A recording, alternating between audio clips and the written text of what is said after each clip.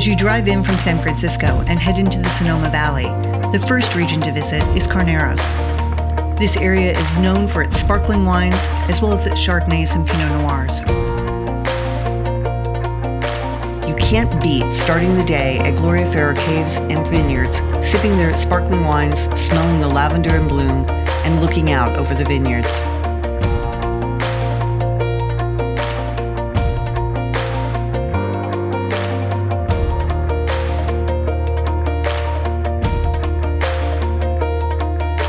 From here, head to the city of Sonoma. Tasting rooms and restaurants surround Sonoma Plaza. This beautiful 8.5-acre park has benches, picnic tables, a duck pond, a rose garden, and sculptures. On the southwest corner of the plaza, you will find Corner 103.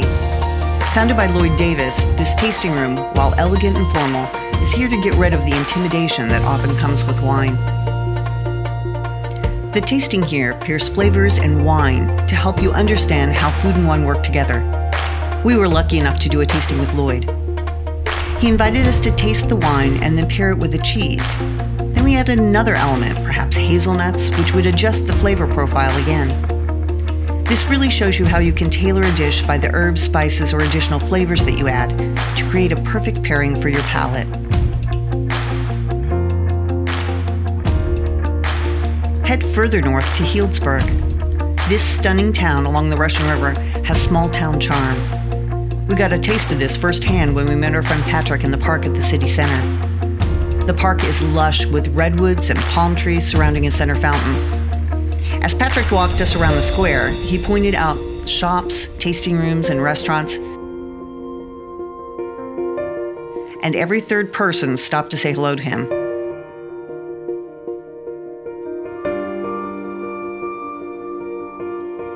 The city is warm, lush, and generous. We made our way to Willie's Seafood Raw Bar for lunch of small plates.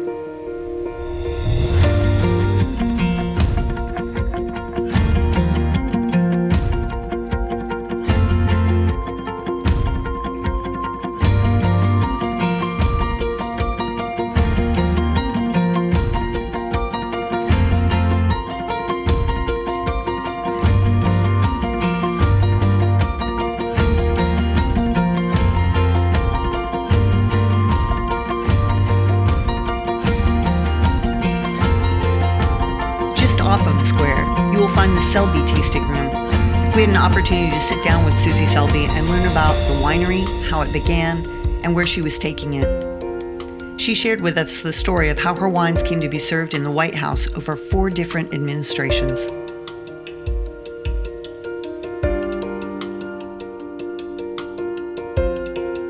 We're here with you, Susie Selby, and I would love to, I know a little bit about your winery, but if you could give us the quick version of what brought you to wine and what brought you here. Well, I do have a very unusual story in the wine industry, in that my dad was a famous spine surgeon who loved wine, and so my sisters and I grew up drinking international wines, in particular French and Italian wines, and he traveled internationally. He started 2 of the large spine associations in the country, and that noise in the background, of course, we're behind the tasting room, so it's the sound of people having fun, which is always a nice sound to hear. Indeed. And he really wanted to retire from medicine by buying a winery and having a vineyard, and it's just sort of the classic thing that people want to do. And he was actually in the process of developing a spine fixation device, and his goal was to sell it and buy this land. And in the meantime, both my parents wanted to make sure that I was vested in learning about the wine industry. So I have a background in sales and marketing. I went to Vanderbilt undergrad, and I have an MBA from George Washington. And oddly, I was in the fitness industry. I was the national sales manager for a company. And so I knew how to sell and I knew how to market. And a winery called Rabbit Ridge hired me to do their sort of sales and marketing and open their tasting room. But while I was there, I became very interested in production. And the owner of Rabbit Ridge, his name was Eric Russell, he was a cool guy, sort of like, a hippie kind of guy. And he wasn't sexist at all. And he felt that if I could prove myself, then I could be in charge. And I did prove myself, and I worked, I learned how to drive the forklift. I was one of the best forklift drivers. And every morning I was the first one there to forklift the barrels out and the last one to leave at night. And I would work side by side with the guys on barrels, but I was still doing the taste room at the same time. So I was learning very much in an apprenticeship environment. I have no formal training in wine. And essentially what ended up happening, we made our first 3 vintages. I joke around to this day because my dad and his friends were literally drinking all our profits while he was alive. But he put an offer on some land, some vineyards, and he had planned on developing the vineyard and opening a tasting room, and it would have been something really beautiful. But he died unexpectedly of an aneurysm, and he was only 62. And it was scary. It was very scary for my family. And I was at a crossroads. I couldn't decide what to do. And I loved the industry so much that I kept my job and worked hard and made Selby at the same time. And really it was sort of crazy. Like, looking back on it, I didn't know what I was getting into, or perhaps I would have maybe not done it. But I rented a warehouse, and again, just I can say right now that for many years I would have said to anyone internationally in the industry that nobody worked harder than I did. I was a very hard worker, but I, to this day, I have no partners or investors, and I produce about 13,000 cases. At one point in time, I was at about 24,000. But I think learning hands-on, and I think, it's more of an artistic approach to winemaking. And I think the fact that I've done it on my own gives me a really high appreciation level for what I've accomplished. And so there's a lot to be said for that. And truly, in the 90s, maybe that was one of the few ways to make money in the industry, because people would put so much money into vineyards and bricks and mortar, and it wouldn't always pencil out when all was said and done. So I assure you that there's not a day that goes by that I don't miss my dad. And I think of him every day. He was just a wonderful person. But I'm also very proud that I've done all this by myself. Basically me and my cat. Go cats. Go cats, right? I know. So that's my story. That's amazing. So when you say that you got a warehouse, like you got a warehouse and turned it into your own winery at that point in time? Or were you sharing equipment? In the 90s, I rented a warehouse, and I was the first person to make a warehouse, a winery building in Sonoma County. Clos du Bois had been shut down for 4 years, and there were no other downtown wineries except for Scenic. Right. And so I was able to get the permit for it. And then through a sort of crazy, I did a project for some athletes. I made wine for Dan Marino and some of the Red Sox, and through those projects, I was able to make enough money to be able to buy something. And so I saved this money hoping to buy something, and a warehouse in downtown Heelsburg became available. And so I bought that warehouse in 2013. So I own my tasting room, and I own my warehouse, and I'm actually one of the only, and it's not fancy, but it's mine, but I'm one of the only individuals to own a winery in downtown Heelsburg, because everybody else rents or it's owned by large corporations. So that's another little feather in my cap. Tell me about your wines, what you've got, what's out this year, and what you love the most. Well, my flagship wines include Chardonnay and Pinot Noir. Mm-hmm. And those are two of my dad's favorites. He was always sort of a Burgundy kind of guy. And since then, I probably make too many wines, because I make about 16 different varietals. It drives the taste room staff crazy. But, it makes it more fun for me as a winemaker. And the truth is that I'm the national sales manager, so, like, who's going to complain? Right. I mean, I have to sell it, so my guys are like, why are we doing, like this year, why are we doing Grenache Blanc? Why are we doing, this year I'm doing Carignan, I'm excited about it. And I'm like, when you become national sales manager, then you complain about it. But right now, you know, I'm making it and I'm selling it, and, you know, it just makes it more fun. That's fantastic. Grenache Blanc is, I love Grenache Blanc. Love it. And too, having a Burgundian, like, do you find that you're Burgundian influenced because of the wines that your father liked? Is that kind of the direction that you go with your Pinot and your Chard? It's, I like very clean wines. Uh-huh. I don't care, actually my sister influences it a tiny bit. I don't care for earthy wines. And so my wines aren't particularly classically Burgundian, because in Burgundy they tend to have a little bit more of the earthy tones going on.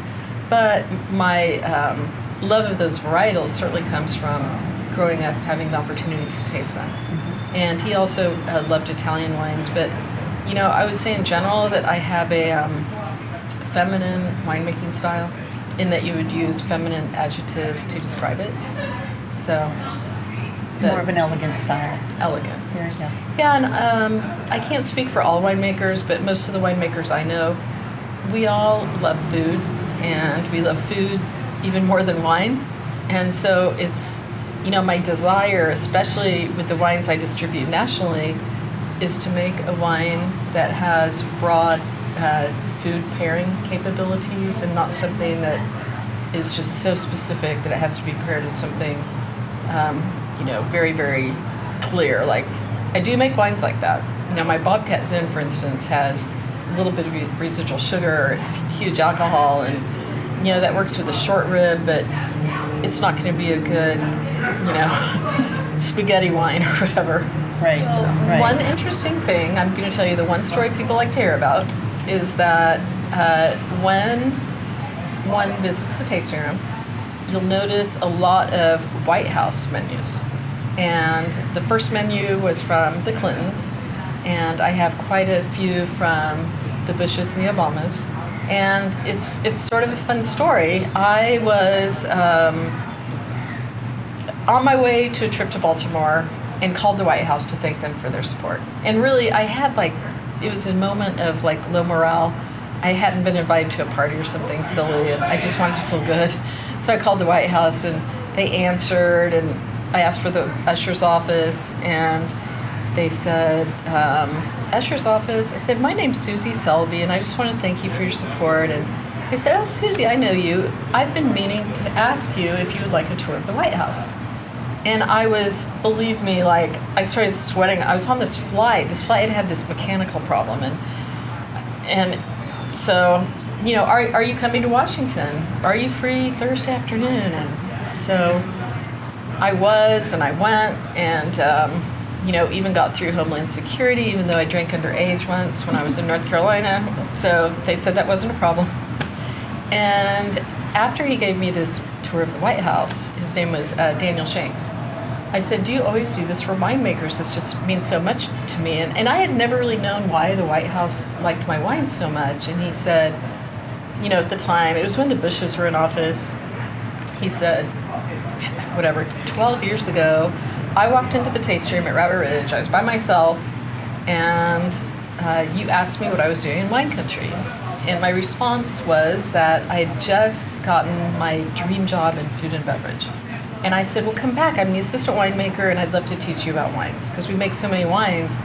And he said, you came back, and we spent 2 hours together, and you were climbing around barrels and teaching me and doing all these things. And he said, but the most important part of all of it is you never asked me what the job was. You were so passionate about it that that's all you cared about. And so I do remember when he ordered wines the first time, I thought a friend was playing a joke on me, and I hung up on him. So he ordered it. He got hired by the Clintons, and you know, the Bushes drank a lot of Chardonnay, and actually the Sauvignon Blanc was Michelle Obama's sort of house white. So interesting people have enjoyed it. That's fantastic. It's just a fun story, and I like to tell people that story because, especially young people, I don't like the concept that, you know, be nice because you don't know who you're talking to. Be nice because it's the right thing to do. And maybe it will come back to you someday. And it did for me, so it's a pretty cool story. That's fantastic. That's an amazing story. Well, thank you. Head a bit further north and you come to Geyserville. Located on State Route 128, the town itself seems small, with less than a handful of restaurants, shops, and tasting rooms along less than a block. But this is the Alexander Valley, with 14,500 acres of vineyards, 43 wineries, and plenty of Cabernet Sauvignon. We spent a good part of our day with Patrick at Locals Tasting Room. This is the way to taste, my friends. Locals is the tasting room for 10 different wineries.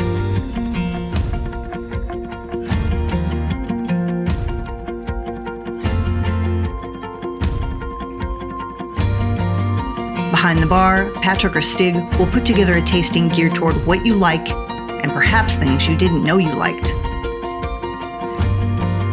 With so many wineries, this allows them to pour side-by-side tastings that allow you to compare and contrast different varieties and styles. While there, we did a side-by-side of 2 rosé of Pinot Noirs, both from the same vineyard, made by different winemakers. It was amazing to see the impact that a winemaker's gentle thumbprint can make on a wine. Let me pour you the Dot Wine 2001 Rosé of Pinot Noir. We're gonna have a little fun with this because I'm going to leave that alone. Because we have fun at Locals. Yes. And one of the ways we have fun is we can do comparisons and flights. And the reason we're doing that is because we also have the Drive Rosé of Pinot 2021. They are both from the same vineyard. So just 2 different winemakers' take on the fruit that was harvested and pressed at the same time. Gotcha. Same harvest and same press. Yep. Excellent. The only difference is the 2 winemakers doing their thing. So Dot wines and Drive wines. The Dot Rosé was delicate and elegant, with watermelon and strawberry notes. The Drive Rosé showed stone fruit, tart red fruits, and had a sense of earthiness. And it's a new vineyard, Cobos Estate Vineyards. They do have a small winery of their own that they've started making Cobos wines. Lise Aismont, Uh-huh. John Musto, Uh-huh. Tom Young. There we go. There we go. Yeah. So it does have a certain sensibility about the wines. We also did a side-by-side of 2 rosés made by the same winemaker. People often think of rosé as just one kind of wine, but the great variety the wine is made from makes a big impact on the flavors, aromas, and textures of the wine. So we're going to do 2 other rosés, this time both from Denier Handel family vineyards. So you're looking at a 2020 rosé of Sangiovese from Mendocino. And the Mendocino source for Denier Handel is Venturi Vineyards, which is in Cal Palin. So it's, as I say, it's hot Mendocino, not cold Mendocino. Gotcha. Great. And then the other one is from their Dry Creek estate. This is their rosé of Cabernet.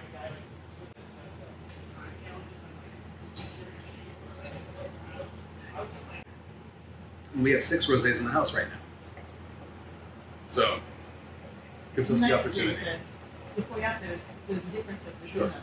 The differences between winemaker styles and the differences between, the different varieties. Exactly. You have a lot better chance of doing that. Like I saw on your flights. You can taste across Zinfandels, you can taste across Rosés, you can taste across lots of different things. Exactly.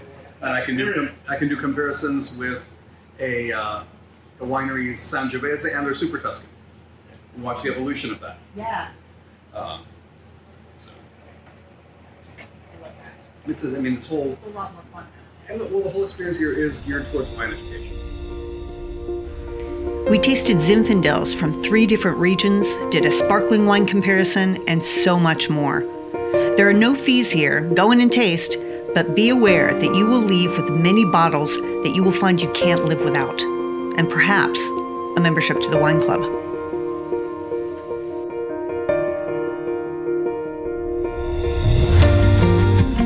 After your tasting, you will need a bite to eat. Saunter next door to Diabolo Pizzeria. The pizzas are spectacular and the menu is eclectic, ranging from tacos to pasta to pizza and more. The atmosphere is warm and comfortable in this historic building.